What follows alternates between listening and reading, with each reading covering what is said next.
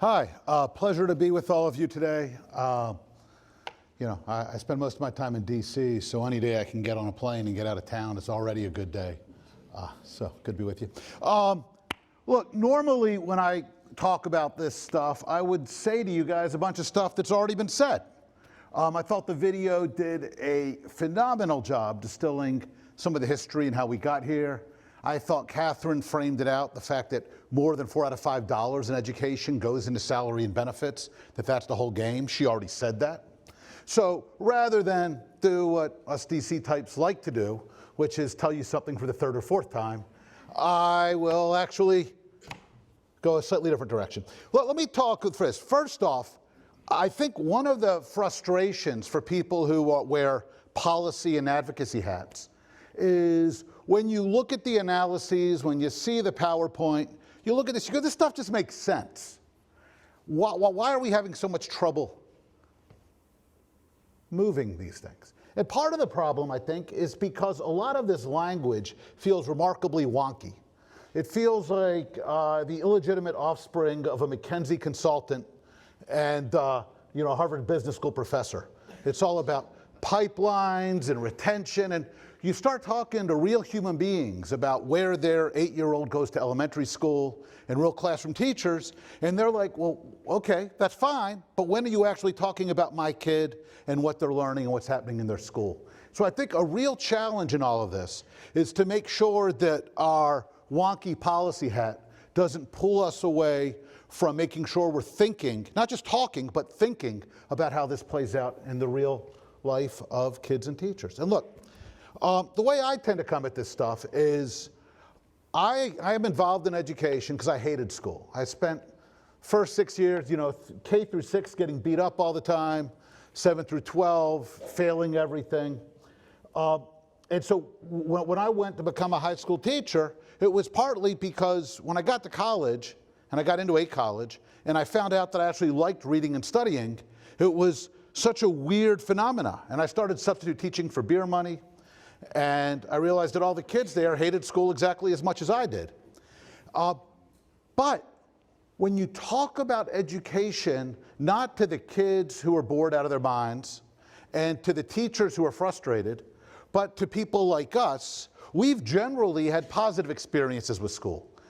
We were generally good at it. We generally believe it's important for our communities and for the economic health of our state. And so the conversation does not start from why is school so god-awful. It starts from, well, how do we make sure that we have high-performing and effective, and we wind up with a really big chasm between what we tend to think and talk about and the stuff that lands for so many of those families and folks out there in the communities. So how do you bridge that?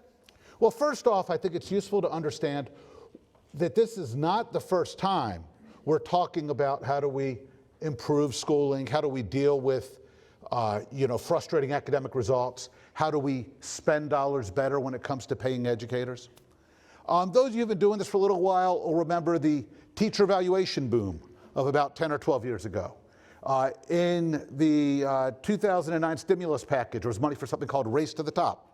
There was $4 billion in change that went to 13 states. The states mimicked what Michelle Rhee had done in Washington, D.C. really effectively, figuring out how do you measure and evaluate and assess teachers. The Rand Corporation did a big study a couple years back, 7-year evaluation of better part of $1 billion spent on teacher evaluation. They found that the places that did it had no different results, lost more teachers than they gained, and could find no evidence that kids had benefited in any way, shape, or form. It's not because the idea that you should evaluate teachers better is a bad idea. It's because when you think about what does it look like to evaluate a professional well, we didn't start by saying, what does this look like? We started kind of like the drunk under the streetlight. You know the old story, the guy walks out of the bar, sees somebody crawling around under a streetlight, asks the drunk guy on the ground, what are you looking for? The guy says, my keys. The guy says, I'll help you find them. They look for 10 minutes. The guy says, are you sure you dropped them here? The guy goes, no, but it's where the light is. This is how we did teacher evaluation. 50% of teacher eval was reading and math score in tested grades, so grades K to 4. What if you didn't teach a tested grade? Well, we just plugged a number in for other teachers at your school and pretended it was your number. The Florida Teacher of the Year was rated ineffective because he was a special ed kindergartner teacher with no testable kids, and so they plugged in his high poverty school and they said, you're a lousy teacher. There's no rocket science here. This is a dumb way to evaluate professionals. It doesn't mean evaluating professionals is a dumb idea. It means that we ought to be driven by what's going to work for the problem we're solving rather than what we happen to see lying under the streetlight. This is an old pattern. If you go back to the 80s in places like North Carolina and Tennessee when they pushed for career ladders, the question was not how do you create a professional trajectory that makes sense. It was what do we know how to legislate. So the tools of policy become the definition of what we're going to do, whether or not they're a good fit for schools out there. Because you know what the secret is about schools? And you guys know this, right? We all know this. That what makes a good school is 10,000 tiny little interactions a day between the adults and the kids on that campus. It's really hard to define this. This is why when we start saying a good teacher is a teacher who moves reading and math scores, you lose parents. Because parents go, yeah, reading and math scores, they tell us something. But that's actually not, when you give parents open-ended surveys on how do they define what a good school is, reading and math scores usually fall outside of the top 20. You may think they're wrong, but that's not how parents, that's not how the folks who are sending their kids to the schools are judging it. They're thinking about, does my teacher seem organized? Do I find my kid feel safe? Does my kid feel welcome in that school? Now, for parents, they think reading and math captures some of this, but they don't think they're a proxy for it. So when we start talking about compensation strategies, one of the things I really like about what the Best NC model puts forward is we're talking more broadly about what does good education look like. If you walk into a school today, and I do this a million times a year, right? And you sit down with a group of teachers or teacher leaders and you say, put on a piece of chart paper, list all the things you did in the last week. They'll get you to 70 or 100 items in no time at all. And then you say to them, all right, circle the 5 that you think make the most difference for kids. And they'll do stuff like mentoring and small group instruction and preparing curricula. And then you say, all right, now put a star next to the 5 that you spent the most time on. And it's all making coffee, including the hydroponics equipment. There's this fundamental mismatch in the work teachers do between what we and they tend to think is important for kids and what we're telling professionals to spend all day doing.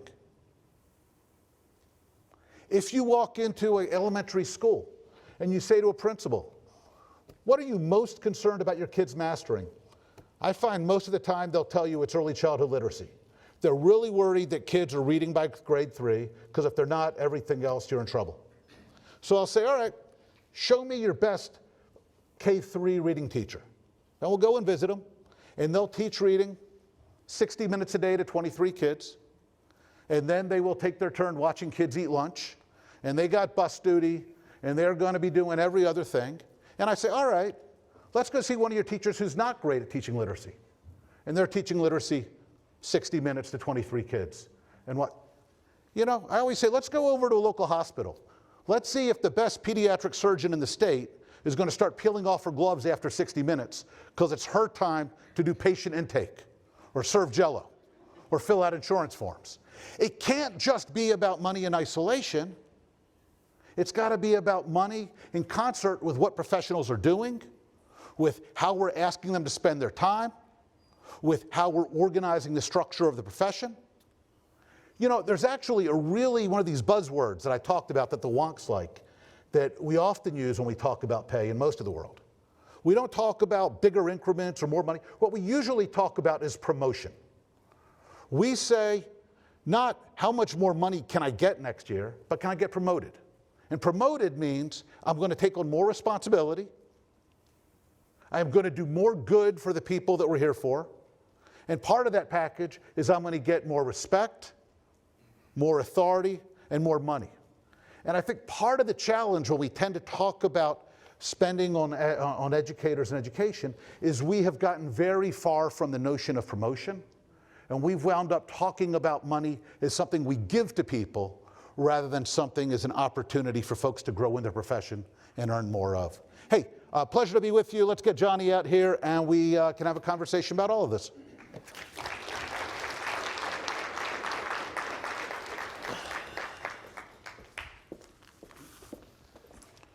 Thanks, Rick.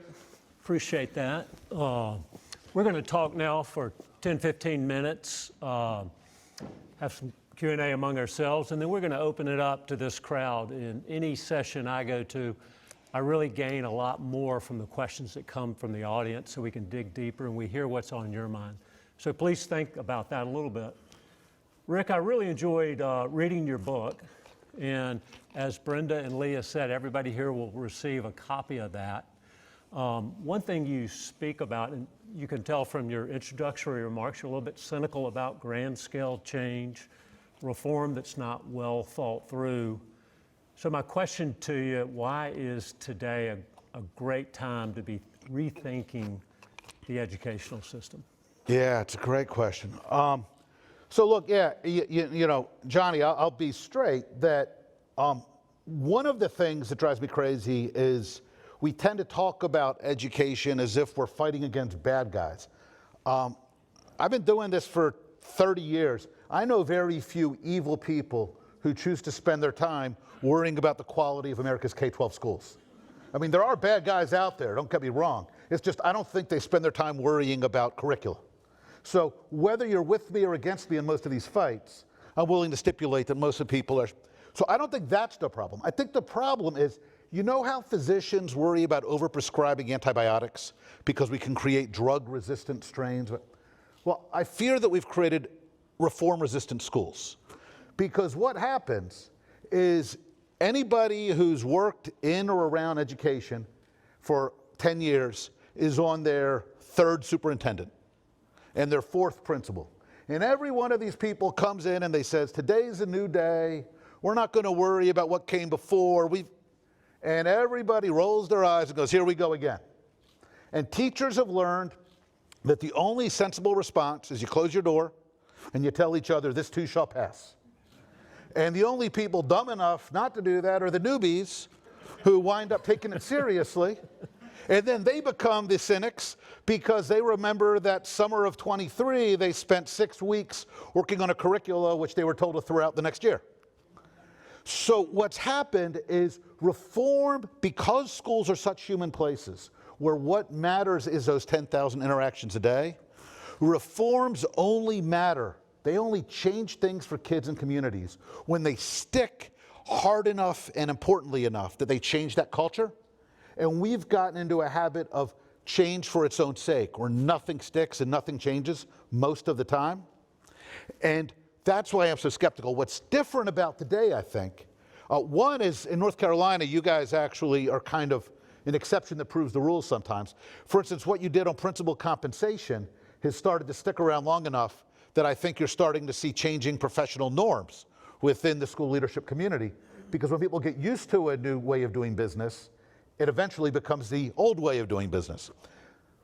But the really interesting and important thing about today is for my entire professional career, reform has been something we do to families and schools. We being people in think tanks and universities and state government and foundations in Washington, D.C. Since the pandemic, I think for the first time, all of those families who said, yeah, you know what, you can keep, your reforms are fine, but I like my school. I trust my school. I trust my teacher. We've seen that trust ruptured in important ways. They felt like the schools weren't there for them. When families got an up-close look at what was happening, they decided a lot less was getting learned and getting done than they had thought. Teachers are less defensive about their districts than they've historically been because they suddenly felt like they got thrown to the wolves, where school districts said, hey, you go out there and figure out how to teach online. So I think for the first time in my decades of doing this, you see a real appetite out there for folks to have solutions who actually are asking for these changes rather than us trying to push the changes down on them.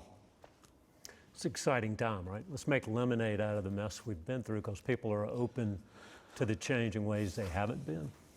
It's exciting. One thing you do in your book that I really enjoyed was understanding better the history and the context of the educational system and the teaching profession. And we've had conversations this morning about the captive workforce and how long it's no longer captive, it's leaky. How do we better address the attractiveness of the teaching profession as well as retention?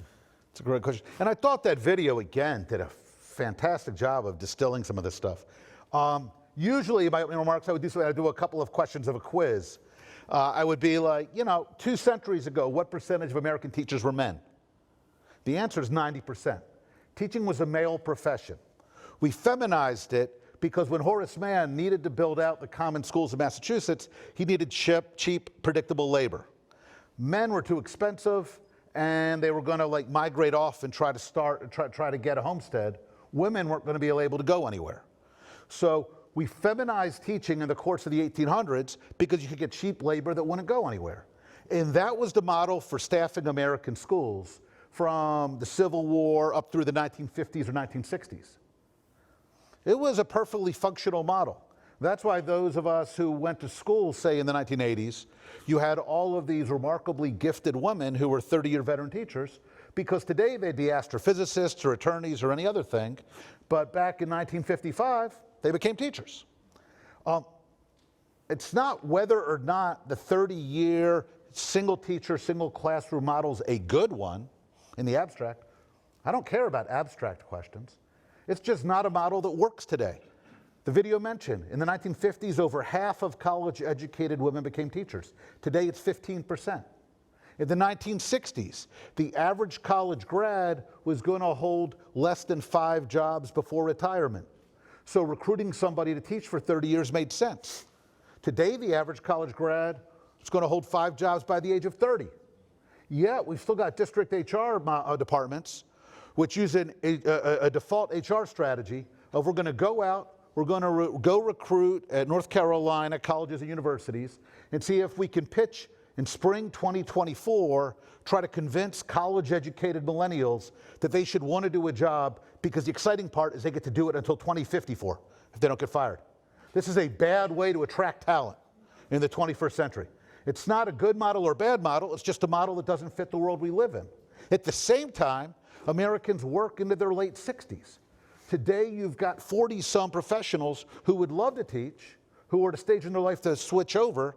So how do we think about compensation and benefits and job descriptions that invite them in, that take advantage of their expertise? So the question is not, was that the right or wrong model? The question is, what's a model that works for kids and communities in North Carolina in the world we actually live in today? It's helpful. That is really helpful. One thing you have in your book is a section on talent. And so the question is, how can we better take advantage of the strengths of teachers and at the same time minimize the weaknesses to help them feel more fulfilled and have a bigger impact? Yeah, and I mean, it's so weird that Horace Mann left us this legacy of, this egg crate schoolhouse. We've got, in North Carolina, you've got, I believe, 100,000 teachers and 100,000 classrooms, more or less. Across the country, we got 3.6 million teachers and 3.6 million classrooms. Good, bad, or indifferent, or long-term sub, right? We've just got to replace those bodies. And so what happens is when you spend much time with district leadership teams, a huge amount of recruiting and staffing becomes, how do we find enough certified warm bodies to plug in here? It's not how do we use the people we've got well. It's not how do we play to their strengths. Think about any other line of work. If you go to a law firm, you go to one of these big kind of, Charlotte national law firms, and you walk in, you would never see a senior partner spending a whole lot of time talking to clients coming in. They've got somebody who does that job. If you're a big shot rainmaker whose job is to actually handle big clients, you're not doing a whole lot of document review. If you are a good litigator in a courtroom, they are not going to spend your time at things you're not good at. Yet every teacher, if you are a math teacher, by God, you will teach math. If you're an elementary teacher, you will teach a little bit of everything. And if we need to move you from 4th grade to 2nd grade next year, you will move. So what we've wound up with is this notion of we need to get 3.5 million people who are good at this, and our schools will be as good as we can train them up to be. And I want to tell you, my own bias is I think we've set an impossible goal. We need, just to replace attrition, 300,000 plus teachers a year. All of America's selective colleges combined, and by selective I mean anybody who accepts less than half their applicants. I'm not talking about, Duke and Wake Forest. All of those colleges combined graduate 300,000 people a year. So if you believe that people need some academic background in order to be good teachers, basically every single person going into any educated profession in America has to become a teacher just to alleviate attrition with our current model. So how do we start to look at other knowledge professions, at law, at architecture, at medicine, at other places where we think differently about how do you put together teams of people and play to their strengths? For me, that's got to be part of the compensation conversation. American medicine's got 8 million people, give or take, who work in American medicine. There's about 7.5 million in American education. You know how many doctors there are out of that 8 million in American medicine? 800,000. 1 out of 10. About half of the American education workforce is teachers. The reason that doctors have an average salary in the 200,000s, even though average medical pay is only about 75 or 80, is that they are able to reserve those big dollars for the folks who are having the biggest impact on people's quality of life. And you don't need to spend nearly as many years of school or make nearly as big a commitment to be an emergency medical tech or an RN. And that's why they're comfortable with the idea that those emergency medical techs and RNs are going to get paid less. So, Brian Hassel's opportunity culture model is one way to start thinking about this. How do we start to think about different roles on a team where everybody is honored, everybody is respected, and we allow the compensation to vary in accord with where you are in your professional stage and the difference you're making for North Carolina kids? So in many ways, you're suggesting that we need more specialization versus generalization. Do you see any challenges or problems as you move from a fairly flat organization doing everything to more team-based where individuals do one thing primarily? Yeah, and I mean, and also these words like specialization have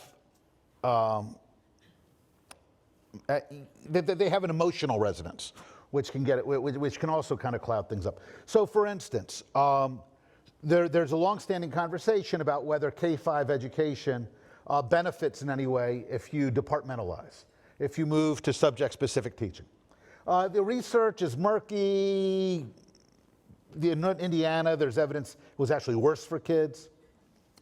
My kids are in a departmentalized elementary right now because my attitude's like, look, all of these models work sometimes and don't work sometimes, and the way they do it works for my kids. I wouldn't say it's the right model. But I think there's a difference between specialization as the organizing principle of education and specialization as an acknowledgement that schooling is really hard, that education's really tough, and that it's hard for everybody to be good at everything. So for instance, we tend to be comfortable with the idea that if you are a calculus instructor, we don't necessarily want you to spend half your week going and teaching early elementary math. It's hard to find people who can teach calculus. It's easier to find people who can teach K-3 math. We don't think of that as specialization. We think about that as reasonable allocation of resources. So for me, when we think about the areas of education where there's really high payoff for making sure kids are getting the mentoring or teaching or support they need, and where there are people who are really demonstrably good at it, then I think we want to kind of incorporate that kind of specialization. But that's different from saying that we want schools to be, some kind of weird technocratic fantasy. And the other part of this is, of course, there's challenges. And part of that is understanding that we need to give the culture time to settle and set. And it can't just be about what looks good on paper because somebody at some DC think tank kind of thought it sounded like a cool idea. Yeah, I get that. So here's a different question. In the world we live in today, the reality is people are taking very hard views, arguing their only point of view. They're unwilling to listen to other points of view to come up with better solutions. Do you have any suggestions, ideas, how we bring disparate groups together around shared goals? It's clear to me that everybody wants to benefit the student, and to do that we have to go through the teacher, but it's not clear to me how we get people to talk to each other to understand their differences. Yeah, I mean, that's a huge... It's huge. Huge. I mean, so one thing, if you're curious, my friend Pedro Noguera, who's the dean of the University of Southern California School of Education, and I did a book on this a couple years ago called In Search of Common Ground. I think for us, maybe two of the big takeaways out of that were, one, our muscles have just atrophied at this. You know, it is so easy to interact now virtually. We spend so much time on social media that it just becomes really easy to think you know somebody or you think you know what they're about because you have seen their social media post or because you see a 30-second interview with them on, you know, cable news. And so partly we need to actually a concerted effort to bring ourselves back and to find time to go and connect with people and see them and hear them and experience them as three-dimensional beings rather than two-dimensional. The second thing is that we've tended to approach this kind of finding common ground as a PR exercise. So it becomes, can we sit in a room, can we all agree on some buzzwords that we can all kind of sign off on, and we'll say, look, we extended the olive branch, we're working together. I think that actually makes things worse. When you look at like the populist discontent on the right and the left, I think partly it's the sense that our leaders aren't being honest with us, that they keep kind of putting on a false face for the cameras. And I think what actually works better is to say, look, the goals should not be to get to full agreement. But if we sit down and we talk about teacher pay, and, you know, I had lunch with the woman who runs the American Federation of Teachers a couple weeks ago, Randy Weingarten, who's an old kind of friend. When we talk, we disagree about 80% of the things in the world, but we can also say, well, here's how I see it. Well, what do you say to this? And that process of talking and disagreeing and asking questions can give us a sense of, oh, we're not as far apart on that as we thought. Oh, maybe there's a way to actually work this one out. And we can start to shrink the size of the difference and build some trust. And I fear that that's fallen out of style in a lot of ways, but I think that's a crucial part of it. Appreciate that. Let's take the next 10 minutes or so and open up to questions for the audience for Rick. I bet there's some great questions out there that may help others.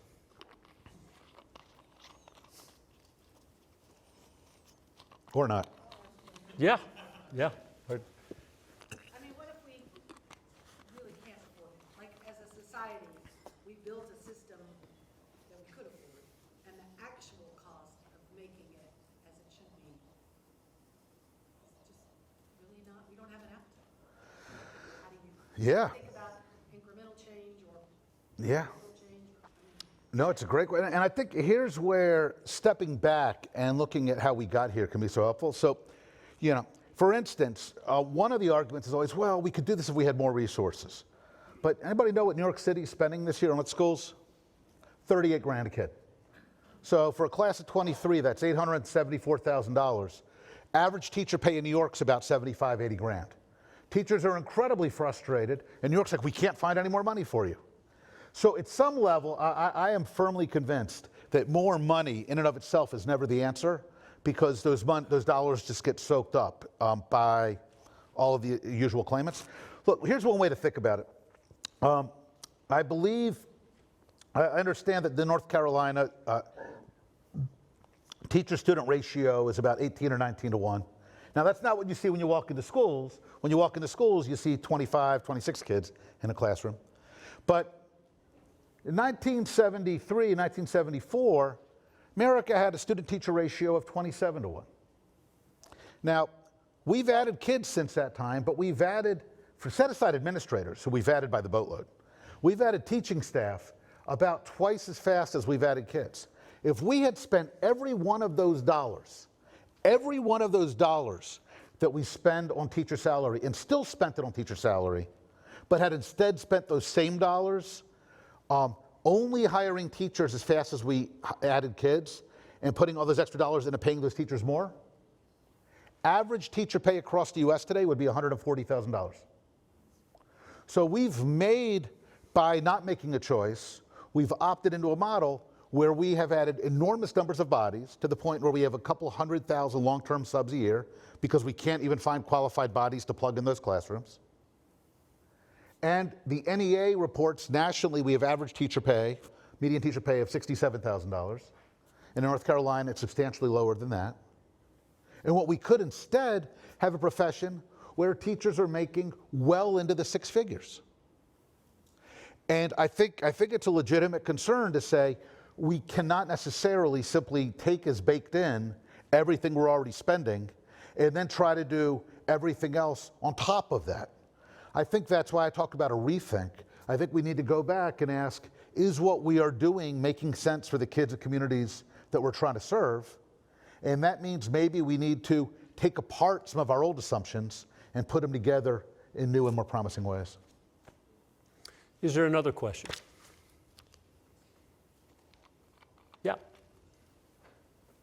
My question is, and I want to thank you for outlining a lot of different thoughts that you had in your book and even sharing with us, because in 10 years of working for 2 different school districts in HR, I got a couple HR folks up here, we saw exactly, or continue to see exactly what you're talking about.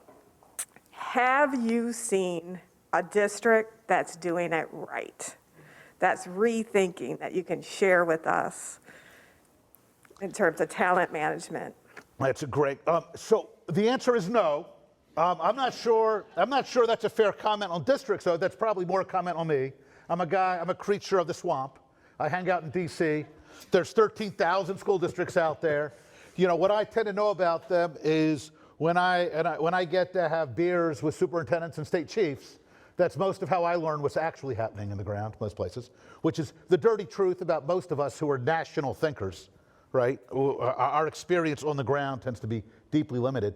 But generally speaking, having been at this for decades and having been there when Denver and DC and Dallas and Houston were the hot new thing, my general experience is that the folks who are sold as getting it right tend to be oversold.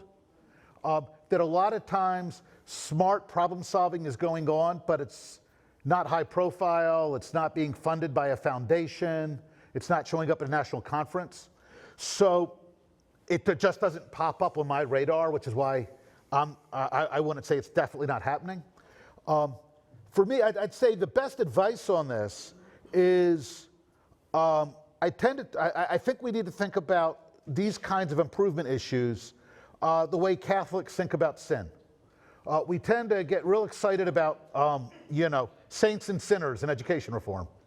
And what Catholics say, it's not about the sinner, it's about the sin. We're all capable of doing better, and that's got to be the challenge.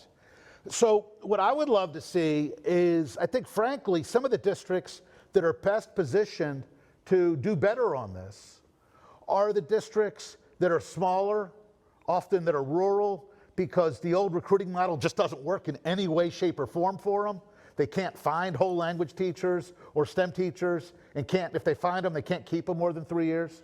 So these are places where the opportunity to use online delivery, to think in terms of multi-classroom leaders, to think about zeroing out some positions in order to create really attractive positions where you can keep somebody for 30 years because it becomes an awesome job that they're not going to find that job elsewhere.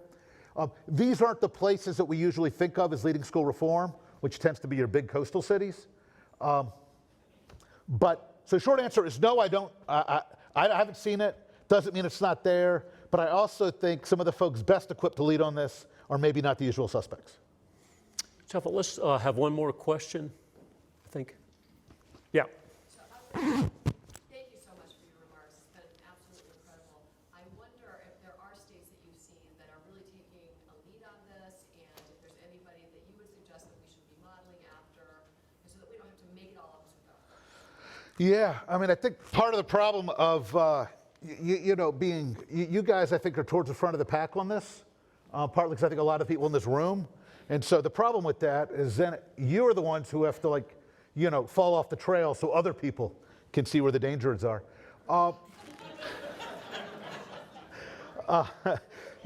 think there's some specific examples. So I think what Mississippi and Louisiana have done, particularly around literacy instruction. We've been talking a little bit about K-3 reading. Johnny, I know that's a passion of yours. For instance, what you saw the Louisiana legislature do, overhauling how teacher colleges are expected to handle literacy instruction and teacher licensure and then professional development. That's absolutely something where I think they've done some good stuff. Texas has done some interesting, one of the big bottlenecks on getting smart about rethinking some of the assumptions of staffing is that little things like time and reporting requirements and teacher of record requirements can really trip up people who are trying to solve problems. So, for instance, there was this thing called Sky Partnership. The KIPP charter schools, Yes charter schools, and Spring Branch, Texas, which used to be run by a really neat superintendent named Duncan Klusman. They did this three-way partnership a while back, and one of the things they were trying to do was really rethink team teaching and collaboration in high school and bring in non-traditional educators to mentor and support these kids who were, highly at risk. But a lot of this didn't fit the state teacher of record requirements. Either they were former military, and so they weren't certified in the subject that they would be teaching in 9 to 12, or the kids needed intense tutoring in 7th and 8th grade English and math, but the teachers didn't have a high school certification. So a lot of these issues, you wound up staffing not around what worked for kids, but around what the state would let you do. And so in Texas, for instance, they went and they were able to get the state education agency to redefine some of the language. And now the thing is, if you get the networks of folks together on this, and you start having these conversations, I think you can find that by picking and choosing where people have solved some of these discrete problems, you get this all the time with time and reporting requirements for special education staff on federal funds, and also for Title I folks, that a lot of times school leaders who want to do some of the kinds of stuff we're talking about feel constrained because what is going to flag an audit exception, what's going to get them in trouble when they start saying we're going to use this teacher this way. There's folks, Melissa Young and Shira Karvarik have done this work with 10 or 11 states in the Council of Chief State School Officers, helping them figure out language that the U.S. Department of Education is okay with. But again, so much of this stuff is it's here and it's there rather than it's state A has gotten it right. And I think that's a huge part of the challenge for those of you who are trying to do this work. But I think that's also an opportunity that if you can go out, work those networks, bring those ideas home to roost, you really do have a chance to make North Carolina even more of a model for folks asking, where do you put all the pieces together? Well, Rick, we really appreciate you being with us here today, challenging our thoughts, helping us become more of a rethinker.